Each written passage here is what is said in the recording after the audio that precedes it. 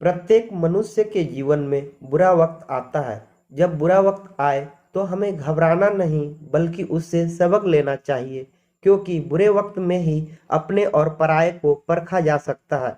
जो हमारे बुरे वक्त में हमारा ढाल बनकर हमारे साथ खड़ा होता है वही हमारा अपना है। नमस्कार दोस्तों, आज का यह कहानी इसी घटना पर आधारित है, तो कहानी को अंत तक सुने। अशोक अपने पत्नी के साथ लंदन में रहता है, जबकि उसकी बूढ़ी माँ अकेले इंडिया में रहती है। अशोक के पिता का 5 साल पहले ही देहांत हो गया था। अशोक पिछले 10 वर्षों से घर नहीं आया था। उसकी माँ हमेशा उसके आने की उम्मीद लगाए रखती है। एक दिन अशोक का फोन आया। अशोक का फोन देखते ही माँ बहुत प्रसन्न हो गई। अशोक, हेलो माँ, कैसी हो आप? मैं कल इंडिया आ रहा हूँ। माँ बोली, क्या सच? मैं ठीक हूँ। तुम बताओ कैसे हो? बहू और बच्चे भी आ रहे हैं ना तुम्हारे साथ? बहुत वर्ष बाद याद किया तुमने। पोता पोती देखने का बड़ा मन था मेरा। अपने बेटे की खबर सुनकर माँ की आंखों में एक नई चमक सी आ गई थी। अशोक बोला, नहीं माँ, अभी तो सिर्फ मैं आ रहा हूँ। अब हम सभी लोग लंदन रहेंगे। मैं तुम्हें लेने आ रहा हूँ। अब हम साथ रहेंगे। तुम जितना चाहे उतना अपने पोता पोती को खिला लेना। अच्छा माँ, फोन रखता हूँ। कल सुबह मेरी इंडिया की फ्लाइट है। माँ बोली, अच्छा ठीक है बेटा। माँ की आंखों से आंसू रुकने का नाम ही नहीं ले रहे थे। आखिर इतने साल बाद अपने बेटे को देखेगी। बेटा 10 वर्षों के बाद घर लौट रहा था। अपने बेटे की आने की खुशी में उसने पूरे गांव में मिठाइयाँ बांटी। 2 दिन बाद अशोक घर आया।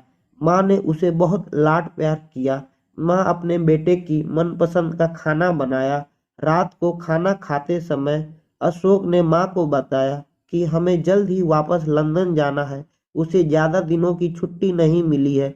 अशोक ने माँ से कहा, माँ, तुम्हारे पास जितना भी पैसा, जेवर और कीमती सामान है सभी को बांध लो। 2 दिन बाद हम लंदन चलेंगे। और हाँ माँ, कल मैं किसी प्रॉपर्टी डीलर से बात कर लूंगा इस मकान को बेचने के लिए। माँ बोली, बेटा, मकान क्यों बेचना है? इस मकान को तुम्हारे पापा ने बहुत प्यार से बनवाया था। यहीं पर तुम्हारा बचपन बीता है। बहुत यादें जुड़ी हैं इस मकान से। अशोक बोला, माँ, जब हम सब लंदन चले जाएंगे तो इस मकान का क्या करेंगे? इसका ख्याल कौन रखेगा? इसे तो बेचना ही पड़ेगा। बेटे की खुशी में ही माँ की खुशी थी, इसलिए वह मान गई।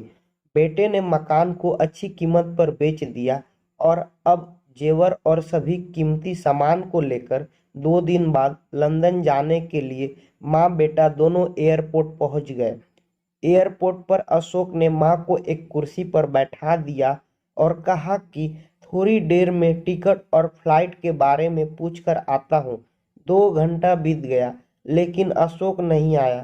तभी एक एयरपोर्ट के कर्मचारी ने बूढ़ी माँ को अकेले बैठे हुए देखा तो पूछा, माँ जी, आप किसी से मिलने आई हैं क्या?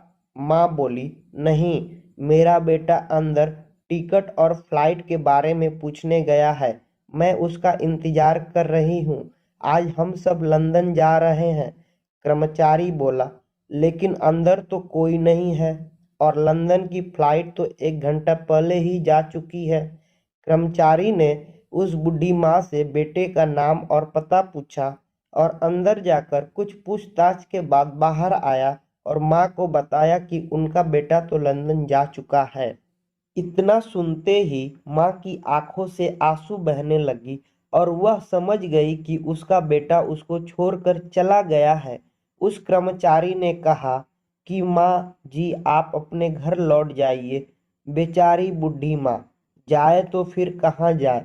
अब तो उसका घर भी नहीं रहा। किसी तरह माँ अपने बेचे हुए घर के पते पर पहुंची और रात को वहीं सो गई। जिस नए मालिक ने उस मकान को खरीदा था, सुबह होते ही वह आया और बूढ़ी माँ ने रोते हुए उसे अपना सारा दुखड़ा सुनाया।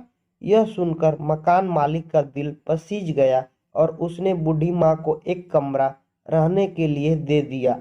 कुछ दिन बाद मकान मालिक ने उस बूढ़ी माँ से कहा, माँ जी, अब आप अपने किसी रिश्तेदार या सगे संबंधी के पास जाकर रहिए, क्योंकि अब आपकी उम्र बहुत हो गई है और कोई तो चाहिए जो आपका इस बुढ़ापे में ध्यान रख सके। बूढ़ी माँ ने कहा, शायद मेरा बेटा अपनी माँ के बारे में सोचकर वापिस आ जाए, तब उसका भी तो ध्यान रखने के लिए कोई चाहिए न। इतना सुनकर मकान मालिक भी रो दिया। बेचारी माँ अकेले में रोकर अपने बेटे को याद करती रह गई और उसका बेटा लौटकर कभी वापस नहीं आया।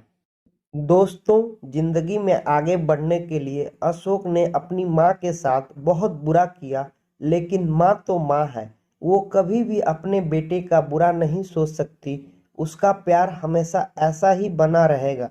जो व्यक्ति अपने माँ बाप को खुश रख पाया, वही है उसका असली संतान और वही है सही मायने में एक अच्छा इंसान। उम्मीद है कि आपको हमारी यह कहानी पसंद आई होगी। इसी तरह की कहानी को सुनने के लिए हमारे चैनल को सब्सक्राइब करें। मिलते हैं अगले वीडियो में, तब तक के लिए राधे राधे।